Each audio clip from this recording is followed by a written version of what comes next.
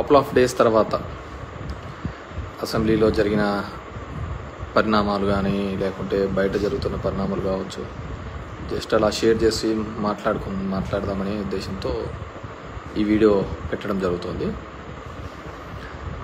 So 2024లో ఒక mandate ఇచ్చినారు, జనాలు మ్యాండేట్ ఇచ్చినారు.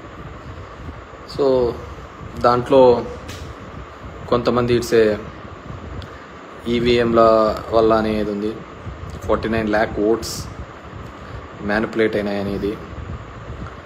స్టిల్ అది ఇంకా ఒక కంక్లూజన్ కోసం అన్ని పార్టీలు మాట్లాడుతున్నారు.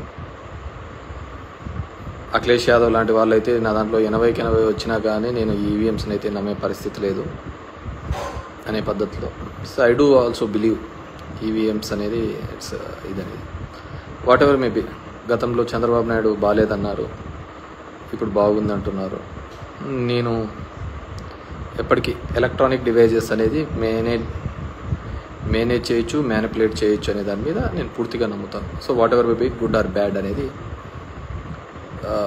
తర్వాత తెలియనుంది.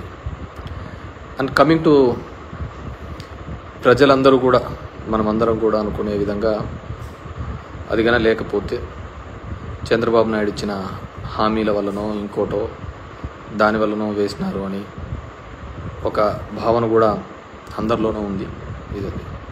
కానీ ఆయన ఈ హామీలు నెరవేర్చడం లేదు. ముఖ్యంగా అమ్మఒడిని కావచ్చు, ఇలాంటివి అవన్నీ తీసేస్తున్నాడు అని చెప్పేసి బేసిక్గా వి కాంట్ ఎక్స్పెక్ట్ అద్భుతాలన్నీ అప్పుడే జరుగుతాయని కూడా మనం అనుకోకూడదు. We have to give them time. ఈ ఇయర్ ఎండ్ వరకు కూడా టైం ఇవ్వాలి. ఎందుకంటే వాళ్ళు సంపద సృష్టించి కదా తర్వాత ఇస్తామనేది, ముందైతే ఇస్తామనేం లేదు. సంపద సృష్టించడానికన్నా మనం టైం ఇవ్వాలి కదా. సో ఆ సంపద సృష్టించిన తర్వాత మనం వాళ్ళు ఏ మాట వరకు నిలబెడతారు, ఏ విధంగా వాటిని ఇది చేస్తారు అనే దాన్ని మనం మాట్లాడుకోవచ్చు.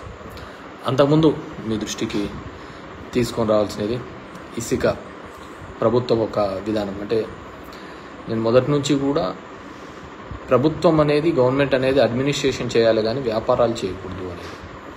దాంట్లో 2 బిగ్ మిస్టేక్స్ వచ్చి, ఒకటి ఇసుక, మందు. ఆ 2 వ్యాపారాలు గవర్నమెంట్ చేయాల్సిన వ్యాపారాలు కాదు, అది థర్డ్ పార్టీ చేయాల్సిన వ్యాపారాలు. మనం అడ్మినిస్ట్రేషన్ చేయాలి. దానివల్లనే మొత్తం చెడంతా మూట కట్టుకున్నామనే ఒక అపవాదం ఉంది.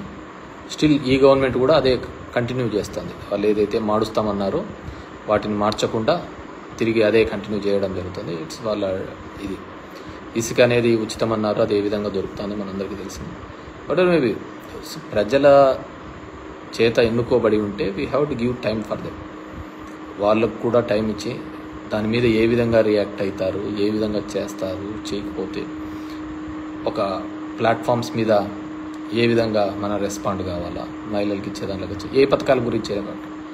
సో దాని గురించి మనం పెద్దగా ఆలోచించాల్సిన అవసరం లేదు. దాని గురించి ఇది అనేది నా ఫీలింగ్. అయితే నేనైతే ఈ ఇయర్ ఎండ్ వరకు కూడా వాళ్ళకు టైం ఇవ్వాలి.